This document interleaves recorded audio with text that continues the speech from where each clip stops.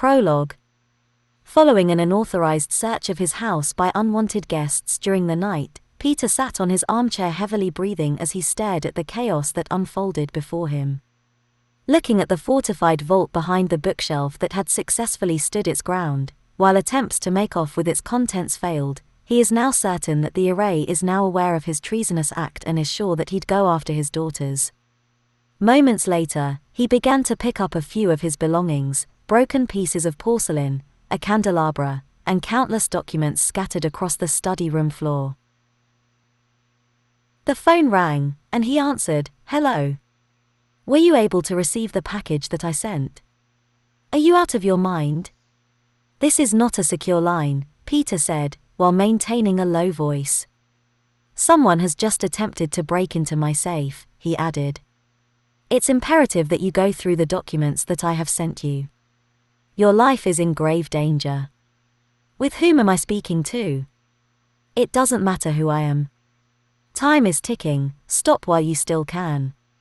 End of call. Chapter 1, Fall from Grace.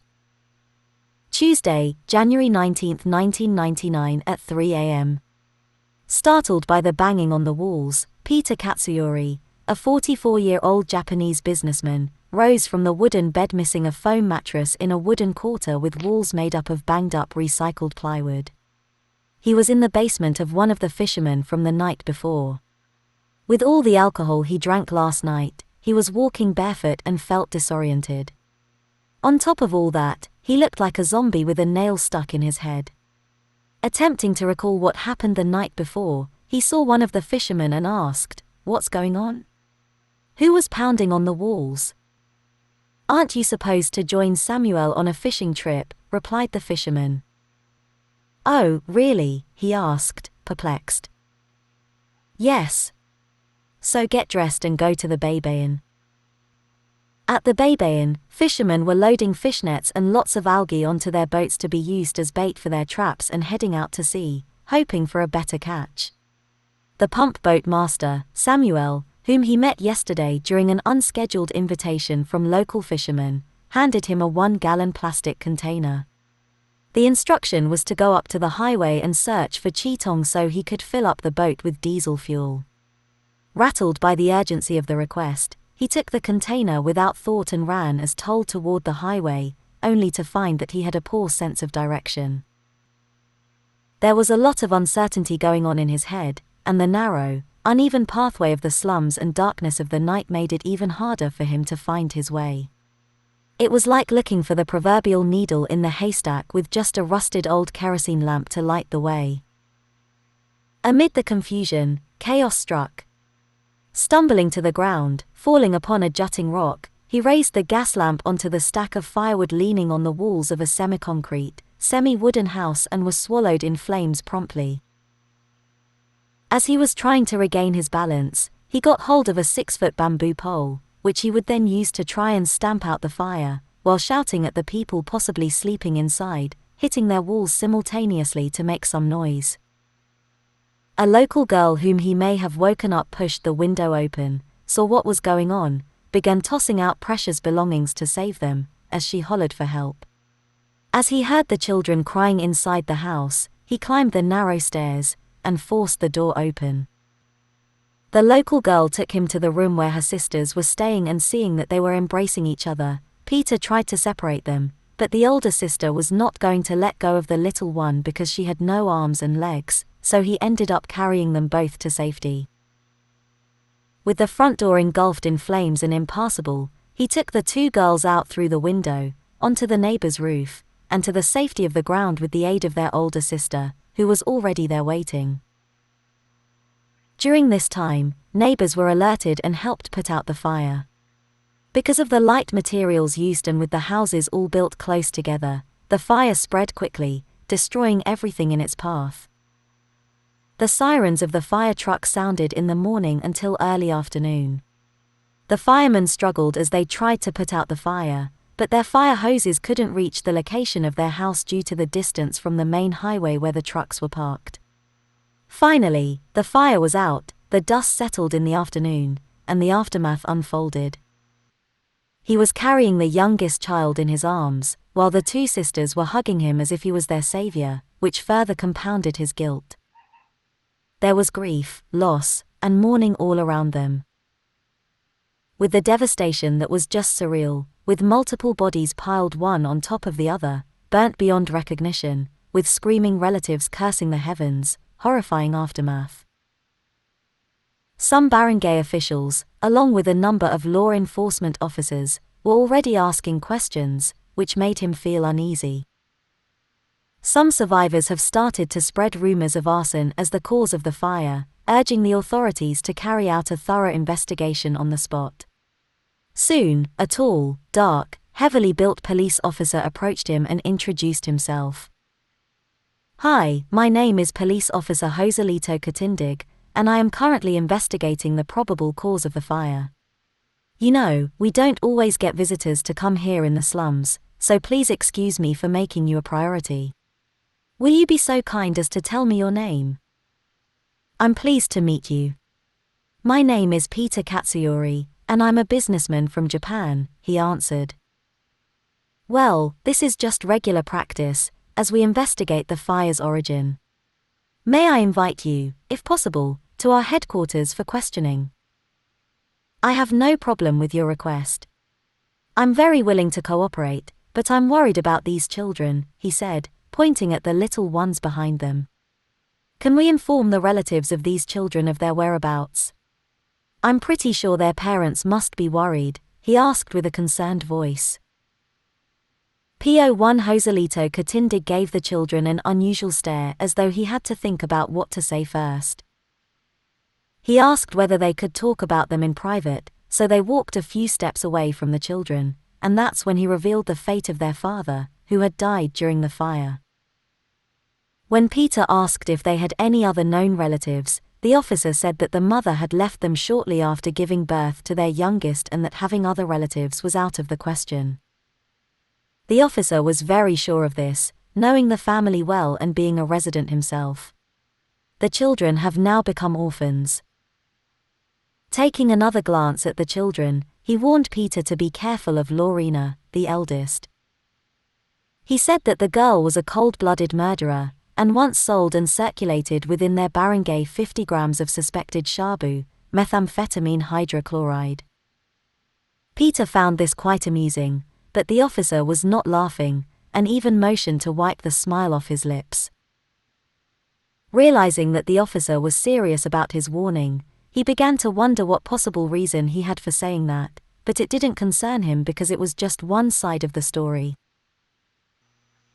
"So, what's your plan for these kids?" PO1 Katindig asked. "I have no idea. I wish you could tell me." Staring at the eldest, Peter asked, "How old is Lorena?" "She is now 20 years old, I believe, while the two other siblings are 7 and 2, and it gets better," the officer added. "It gets better?" Peter asked. "The father whom I was telling you about is the same person whom you were supposed to join this morning on a fishing trip, Samuel, but you never showed up, why?" "Yeah, that's correct. At about 3 a.m., the fisherman woke me up. Feeling a touch of pain in my stomach, I tried to find a decent washroom but was unable to find one. I'm sure you're well aware that very few of the houses here have their proper toilets. So I wandered outside on my own, and this is when I saw the house burning. That's how these children ended up in my care." "You rescued these children?" "Yes, I did." After having said that, he felt a little dryness in his throat, which made him want to swallow. The more believable he tried to make his lies appear, the more complicated the implications became. The sprinkle of truth and the heroism that he displayed may have made his story a little bit more believable. Nonetheless, judging from the way PO1 Katindig looked at him, he remained one of the primary suspects in the investigation. "Well, I appreciate your courage and concern, but due to the pending investigation, I would recommend that you prolong your stay here for another week or two, just to clear you of any suspicion from the locals," PO1 Katindig advised. "The duration of my stay here in Tanki is still very undetermined, but I'm considering staying a little longer to see what I can do for the people because of the tragedy. I might give a few donations, with the support of the local government and my friends. Yeah, that's all right, but who are the friends that you're talking about? Leonora Talisic and her son Randy. They have been generous enough to give me a place to stay. I wanted to collaborate with a non-governmental group to do a feeding program for the poor here in Talisiri when a group of fishermen suddenly offered me a beer. That's when I got separated from them and met Samuel. Oh, yes. I was there when you started to be generous. Sorry if I didn't mention earlier. You were so intoxicated back then, Po1 Katindig said. I understand, you were checking me out, testing whether I would tell you anything different from what happened, he boldly replied. What am I thinking? Peter thought to himself, to have a lot of guts and say that straight to the officer's face. The feeling of relief only came when the officer intentionally ignored his witty remark and even asked him whether he could stand as a temporary guardian to the children. Peter didn't expect a police officer to do so, but he saw that as an opportunity to protect himself from further scrutiny, and so he accepted the offer. Peter, come follow me. To the police station, officer. No, I've collected all the details I need, but it would be great if tomorrow you could drop by the station so we could write down your statement. Po1 Katindig remarked, I'm referring to a verse in the Bible, Matthew 4:19. Come follow me, and I will make you fishers of men. Are you here to fish for men, Mr. Peter Katsuyori? With a Dutchan smile on his face, he answered, I'm not even a Christian. Okay, you have a good day, Mr. Katsuyori. You too, Jesus, he responded teasingly, as they both said goodbye. Staring at the children, the thought of breaking the bad news of their father's fate had caused stabbing pain in his heart. Their innocence and vulnerability shimmered around them in a way that left Peter struggling to say a word, but someone had to do it. The children. Living in a middle-class condition, Lorena, 20, was the oldest and remarkably stunning, with a distinctive appearance that might lead her to be mistaken for the daughter of a wealthy businessman with proper attire. She had a slim figure, reached between 5 feet and 7 inches, and had a fair skin tone, a medium-shaped nose, long black hair, and perhaps the most beautiful pair of oriental eyes, similar to that of her two sisters. Although she didn't speak much, there was a certain ferociousness in her appearance, the kind of child whose trust is completely reserved. And if you were to observe her long enough, you could see how overprotective she was towards her sisters, based on how she grabbed and hugged them all the time, wary of the environment where her sisters trod.